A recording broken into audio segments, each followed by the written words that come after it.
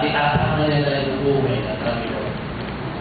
Pagdating niya sa langit, inuwelcome siya ng Panginoon. Kaya lang sabi ko, maraming mga Kristyano na hindi ginagawa yung purpose ng Panginoon. Tama o? Hindi ginagawa. Kung totoo ako yung 100 days, may mga Kristyano na namatay na hindi ginawa yung purpose ng Panginoon, narap sila sa Panginoon.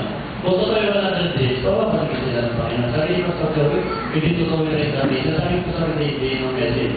Ang message lang sabi ko, nakakalong ko, kasi nandito na tayo sa lupa, kiniligtas tayo ng Panginoon, pinatawag tayo ng Panginoon, ipinakita ng Panginoon ang kanyang salita, yung purpose niya, binabasa natin sa Bible, napapakinggan natin sa mga pastor, napapakinggan natin sa G12 kung yung purpose ng Panginoon, at hindi pa ginawa ng sama ng palataya. Pag namatay siya, mananagot siya sa Diyos.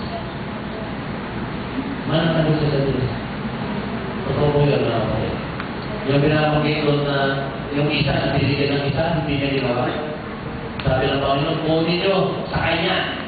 Yung isa, pag yan ay nasa kanya, bigay nyo doon sa may kampo.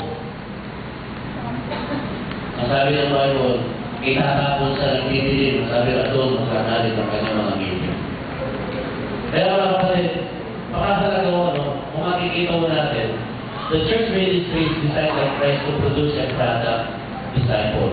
Sabi lang, when we do that, God is glorified. We do not minister in the church to keep the program going. Hindi tayo nabili ng minister in the church para yung programa ay magtuloy-tuloy. Kaya hindi tayo program-centered. Ang ating po ay we seek to produce disciples so as to please God. Kaya kung tayo ay narito, hindi tayo program-centered, kundi to produce disciples. Okay. Principle ng ministry. Ito, paulit na ito. Ministry principle. Kung mapapansin niyo sa picture, kaya dalan na. Kung mapapansin niyo sa picture, alam niyo ba yung larong relay? Alam niyo yung relay? Yung tatakbo ka, pagtakbo mo, ipapasok yung hawak kong bato sa kasama mo, tapos yung kasama mo, tatakbo siya para ipasa yung bato. Malala niyo yung message ko kay Bubuchi, yung ilaw, yung pinasa sa babae. Tama? Pagkatapos yung babae, pinasa niya yung ilaw. Sa tapos nagpasahan sila ng ilaw. So, ang ministry principle ganyan. Ipinagsatiwala ng Panginoon ang bato sa atin. Dapat ipasa natin yung bato na yan sa iba. Kaya po sabi yan, the bottom line for glorifying God in the church is making disciples.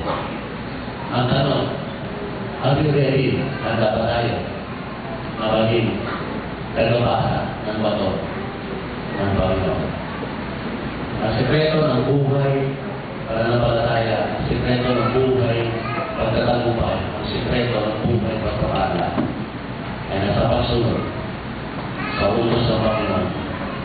Bilang mga malagalya, kumayo tayo at gawin natin agad ang lahat ng maraming basa. Tanto lang ito tayo. Yes, hallelujah, hallelujah.